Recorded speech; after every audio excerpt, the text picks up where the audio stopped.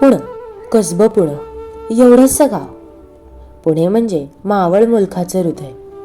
12 मावळच्या 12 वाटा पुण्याच्या वेशीला येऊन मिळत आणि पुण्याच्या गजबजलेल्या बाजारपेठांमध्ये ही पावलं फिरत. पुणे कोणी वसवलं कोण जाणे.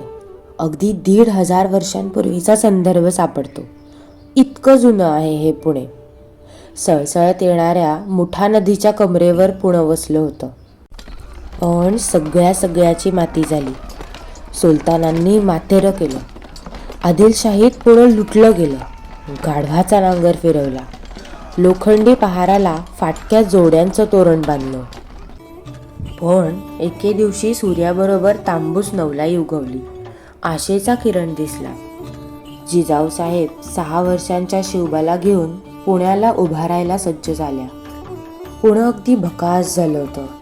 पुन्हा प्रारंभ केला तोच मुळी कसबा गणपतीच्या पूजेने.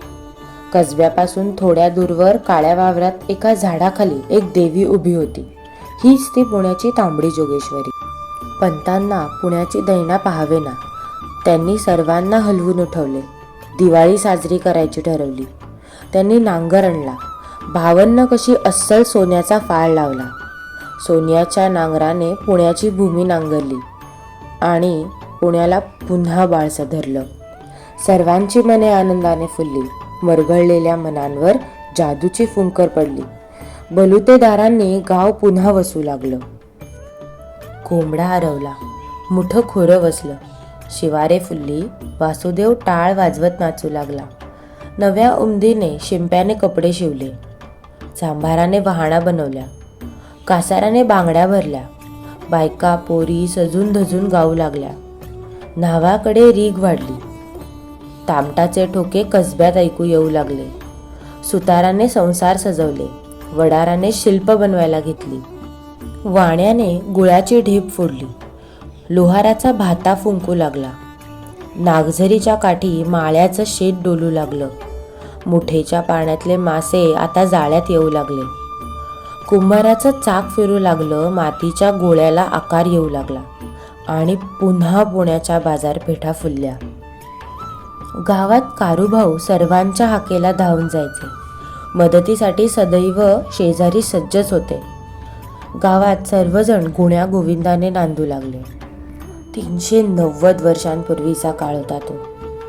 आज कसबं पुणं हे एक शहर बनलंय. गाड्या, रस्ते, इमारती, खांब, गजबज ह्या सगळ्या प्रगतीच्या वाटेवर चालत असतानाच गर्दी, गोंगाट, प्रदूषण, अस्वच्छतेची पावलं मागे उमटत आहेत. पुण्याचं सौंदर्य जपून ठेवण्यासाठी आपल्यालाच पुन्हा एकजुटीने शिस्तीचा नांगर फिरवला पाहिजे. धन्यवाद.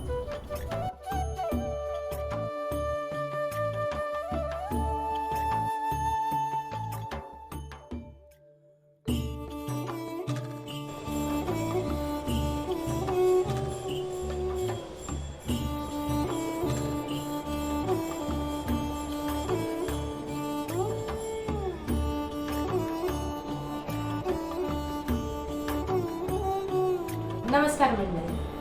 काळाच्या ओघात आपल्या गावातील परंपरागत बलुतेदारी पद्धत जसे की सुतार, लोहार, चांभार, शिल्पकार यांची कला आता हळूहळू कमी होत चालली आहे. आता त्यांना आर्थिक अडचणींना सामना करायला लागतो.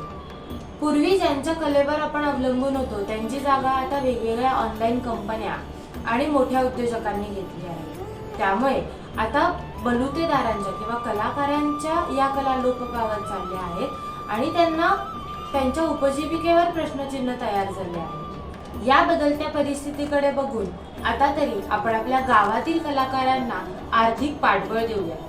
आपल्याला गरजेच्या असलेल्या वस्तू या ऑनलाईन बाजारातून न घेता या आपल्या जवळच्या दुकानांमध्ये जाऊन घेऊया.